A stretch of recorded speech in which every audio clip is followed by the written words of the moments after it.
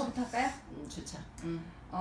그 노래 아세요? 햇볕은 쨍쨍 모래알은 반짝. 그다음 뭐죠? 그다음 뭐죠?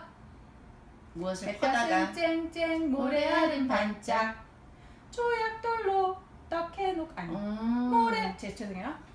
햇볕은 쨍쨍 모래알은 반짝. 모래알로 소반지어 조약돌로 떡해놓고 오케이, 언니 오케이, 오빠 모셔다가 맛있게도 냠냠. 네. 기억나세요? 네. 제가 제일 좋아하는 교묘 중에 하나인데 어렸을 때 저희 동네에 공사판이 있었어요. 굉장히 위험한 곳이잖아요. 근데 모든 동네 아이들이 거기서 놀았어요. 그러니까 물론 그 위험. 그리고 거기에 가면 다 있어. 벽돌이 있어가지고 벽돌을 이렇게 깨면 고춧가루 되는 거 알죠? 알지. 그다음에 이제 풀 뜯어가지고 알지, 하나도 뭐 알지. 되죠. 네, 그래서 맨날 그 저기 돌멩이로 그거 이렇게 찍는 거 그거 너무 열심히 했거든요. 그렇지. 그래서 우리 진짜 맨날 밥하고 떡 찍고 막 그런 걸 음. 했는데 이 동요가 있었던 시절에는 아마도 실제로 아이들이 모래로 이거 밥이라고 혹은 돌멩이로 이거 떡이라고 이러면서 놀았으니까 그 동요가 나왔을 거 아니에요. 요즘 애들은 필요가 없어요. 밥하고 똑같이 생긴 진짜 깜짝 놀랐어. 밥그릇도 있고 떡하고 똑같이 모든 뭐 과일 뭐 야채 이런 거 다 있잖아요. 그러니까 이렇게 노는 지금 시대 아이들하고 우리처럼 돌멩이를 가지고 고춧가루를 만들면 놀았던 아이들하고 누가 더 창의적일까 했을 때 전 제가 더 창의적일 것 같아요. 네, 그래서 저한테 그 로 마테리얼은 그 공사판 도구들 그런 거기에 흩어져 있는 그 자재들 이런 거였는데 사실 그 공간이 그 경험을 그 노래로 표현하는 건 교수님은 진짜 100% 표현적인 지능이 있으시군요.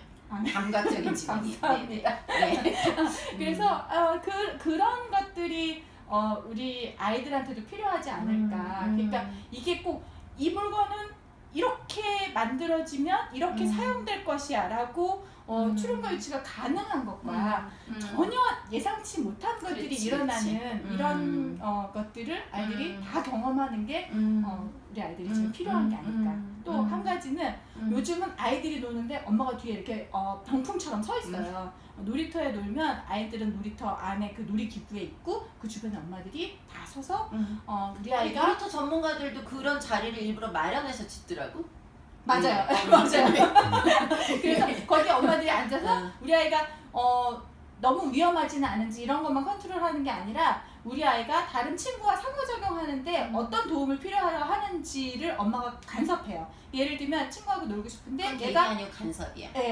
여기 이렇게 하고 싶은데 얘가 이제 나한테 적절한 그 반응을 안 보이면 아이는 바로 엄마를 쳐다봐요. 엄마가 쏜살같이 달려와서 얘 우리 아이가 너랑 같이 놀고 싶다고 하지 않니? 뭐 이런 도움을 주는 거죠.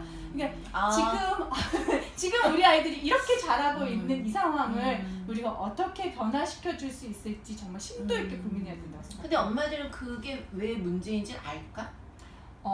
문제인지 모를 뿐더러 그게 지금 잘하고 있는 줄 아실 거예요? 아니 나는 한 문장으로 얘기하고 싶은데 거의 100% 너무 사랑하는 자녀보다 내가 오래 못 살아. 그래서 항상 부모는 얘가 나 없이도 너무 재밌게 행복하게 유능하게 인생을 살도록 준비시켜주는 사람이지 얘를 바리케이트 쳐가지고 안전하게 그냥 뽀송뽀송하게 이렇게 키우는 사람이 아니야. 그럼 100% 정확한 말이잖아요. 아유 교수님 저기 우리 수강 신청할 때 엄마들 찾아오고 그랬잖아요. 수강 신청 엄마가 해주고 잘안 된다고 바로 전화 아버지 전화 오는 거 진짜 요새 준비장도 내 아들이 군대 가는 회사에서 전화 온대요 요즘에. 그러니까 그러니까 너무 사랑하시는 건 알겠어. 그리고 너무 마음도 짠해. 우리도 엄마였으니까 너무 짠한데 그렇게 두시면 내가 먼저 갈 때는 눈 못 감을 것 같아. 불안해서 어떻게 눈을 감아. 그거는 아주 먼 얘기라고 치고요. 그건 아주 먼 얘기라고 치고요. 그러니까 우리 아이가 어떤 문제를 당할 때마다 엄마 없이 문제 해결을 할 수 없다는 그 자체가 얼마나 위험한 건지를 아셔야 되는데 이제 오케이. 엄마가 지금 열심히 아기를 열심히 24시간 돌보면서 얘의 일거수일투족에 내가 어떤 식의 그런 간섭을 하는 게 이 아이를 돕는 거라고 착각하시는 것부터 빨리 해결을 하셔야 될 것 같아요.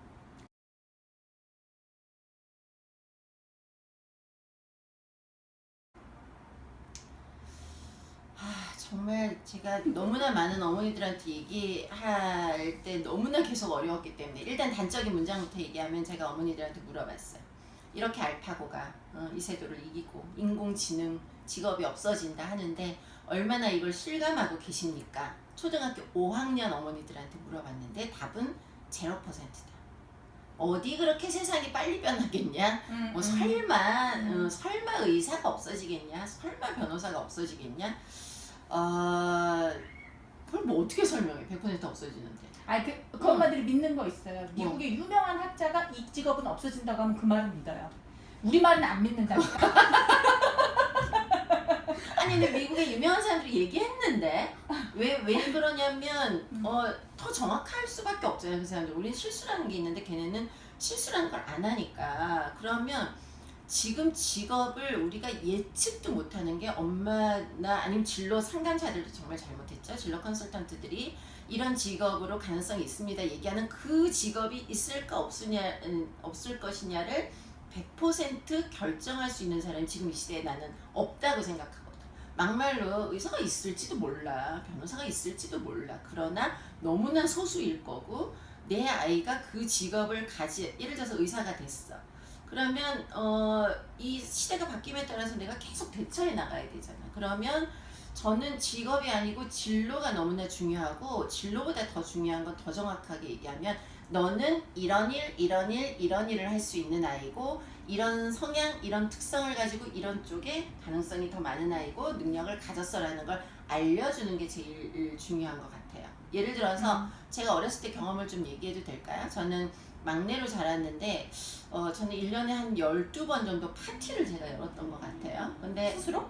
아니 가족들한테 가족 그래? 파티를 열었는데 어머니, 아버지, 오빠, 언니가 그걸 다 참아준 거야. 뭐였냐면 제 이름이 민성애인데 사회민성애, 기도민성애, 노래민성애, 연설민성애, 축도민성애 이렇게 파티를 열었음에도 불구하고 온 가족이 그걸 다 참아준 거예요.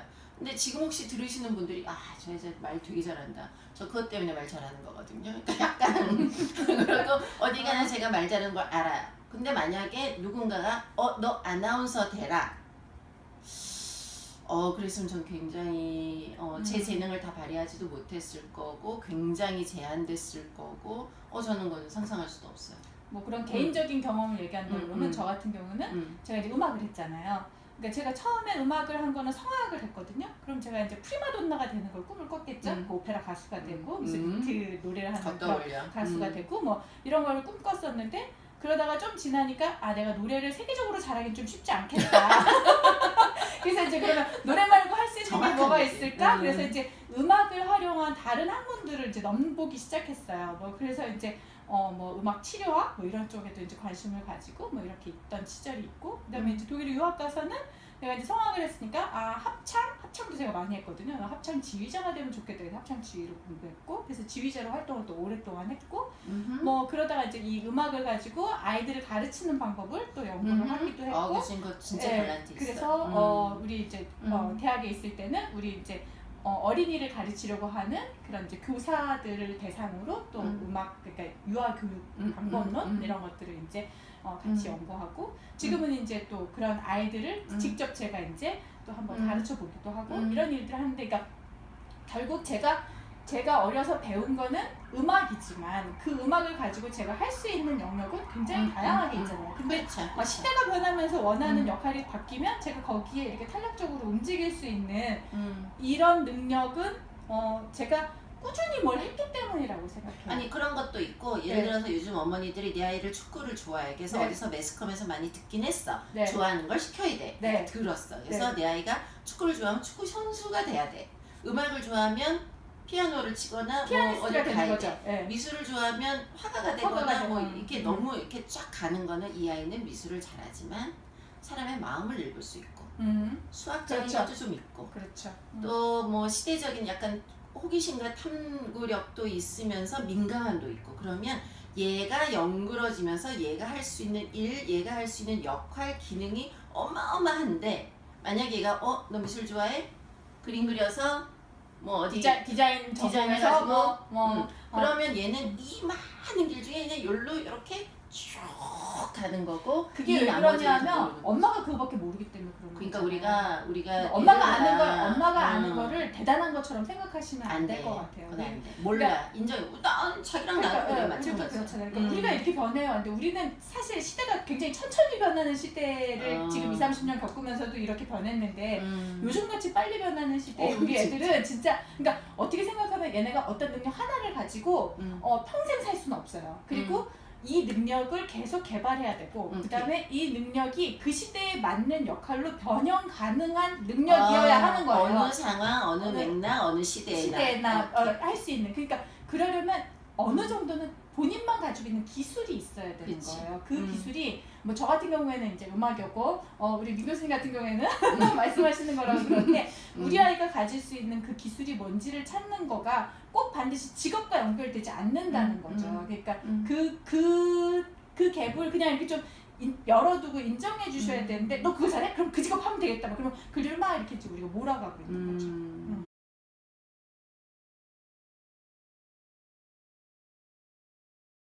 사실은 우리가 웃으면서 얘기하지만 아이들의 장래 희망이 임대업자인 거는 우리나라 어떻게 해요? 큰일이거든요. 근데 사람들이 다 우와 웃고 말지만 저희는 굉장히 심각하죠. 근데 저는 그 지금 질문을 주실 때는 그러니까 알파고 쪽에 포커스를 맞춘 서구 사회에서는 어떤 인공지능 개발이라든지 이쪽에 더 훨씬 비중을 두고 있고 실제 우리나라에서도 그쪽에 이제 지금 연구하는 그 그룹들이 굉장히 빵빵하게 많이 있을 텐데 이제 그 아이를 키우는 엄마들은 바둑을 가르쳤다는 거잖아요. 그러니까 이제 이 부분에 대해서 저는 아주 부정적으로만 생각하지는 않아요. 왜냐하면 아무리 기계가 다 할 수 있고 아무리 세대가 변하고 해도 결국 사람이 꼭 해야 되는 부분은 있거든요. 예를 들면 아이를 키우는 엄마의 역할은 끊임없이 사람이 하지 그걸 아무리 시대가 변했다고 로봇이 대신할 거라고 우리가 상상할 수 없잖아요. 이런 것처럼 결국 사람의 마음을 읽고 그 사람의 마음에 또 내가 반응하고 이런 상호작용이 일어나는 일들은 결국 사람이 할 거기 때문에 지금 이 시대에 정말 더 필요한 거는 우리가 그런 마음을 읽는 법, 그 다음에 그걸 이용해서 또 어떤 다른 일들을 할 수 있는 그런 변화가 필요하다고 생각해요. 그래서 바둑을 가르친 거에 대해서는 그 대국에서 상대의 그 수를 읽는 거 이거를 엄마들이 귀하게 여겼다고 긍정적으로 보고 싶어요. 저는. 근데 저는 또 약간 반대 의견을 얘기하면 저는 이제 교수님이나 저나 이렇게 토론을 하는 모습을 지금 초등학교 1학년에서 3학년 아이들이 지켜보고 있다. 그러면 그것도 이제 저는 굉장히 그 아이들한테 플러스럴 거라고 생각하는데 저는 교수님의 의견한테 반대하는 건 뭐냐면 저는 사람이 남는다. 이게 되게 웃기지만 알파고나 인공지능이 발달할수록 사람이 남는다라고 생각하는데 그건 뭐냐면 인공지능이 저를 파악했어요. 근데 저는 변화무쌍하거든요. 그쵸. 더구나 어린아이들은 그쵸.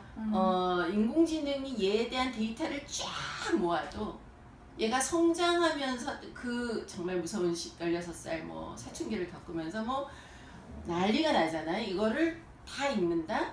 그런데 엄마는 그걸 읽거든요. 그러니까 그거가 우리한테 있다고 생각하고요. 아웃바우 브레인에 있는 커리큘럼, 그 바우하우스 커리큘럼은 왜 로우로 들어갔어? 재료도 로우로 들어가고 우리도 한번 정말 벌거벗은 마음과 몸으로 그 안으로 들어가고 뒹굴면서 다시 나오는 이 과정에서 정말 이 시대에 남아있는 두 가지 요소라고 세상 모든 외국 학자들이 얘기하는 창의성과 감성을 남기고 키우고 개발하고 그걸로 갈 수 있도록 지원할 수 있다는 뜻에서 단지 어떤 것이 있을 때 바둑을 가르친다. 우리 자꾸 정답 얘기하지 말자고요. 뭐 무슨 얘기가 있으면 바둑 가르쳐. 이거 뭐 코딩 가르치는데 월 800을 쓰고 있으면 너무 이 문제가 생기면 이거 문제가 생기면 이게 아니고 나는 그 코딩 배우는 것도 진짜 그 뭐지? 우리가 그거 기계 다 알아야지 운전하지 않는다고 그러잖아요. 운전 면허증 있고 그냥 드라이빙 하다가 고장나면 저기 정비소 가져가면 되잖아요. 우리가 코딩 다 알아야 되나? 아니지. 누가 만들어주면 우리 쓰기만 하면 되는 그 거 아니야? 질문하니까 생각나는데 어떤 어머니가 너무 힘든 모습으로 저한테 찾아와서 질문이 아무리 창의적인 교육을 시켜도 내 아이는 창의적이 아니다. 그 창의적 나서 그런 거 아니에요? 하여튼 그거는 영원히 이제 토론 주제야 진짜. 네. 네.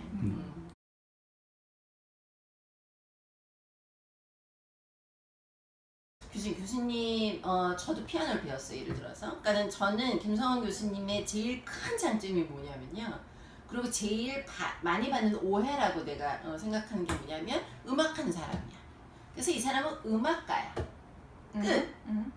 그러면 나는 막 옆에서 화가 나는 거죠. 왜냐면 김성원 교수님은 일단 음악을 이용해서 음악이라고 하는 것도 좀 소리를 이용해서 사람의 감정, 또 인지 자극, 또 얘가 정말 풍성하게 일으켜 세워지는 그 모든 것을 조작할 수 있는 능력을 가진 거라고 보는데 예를 들어서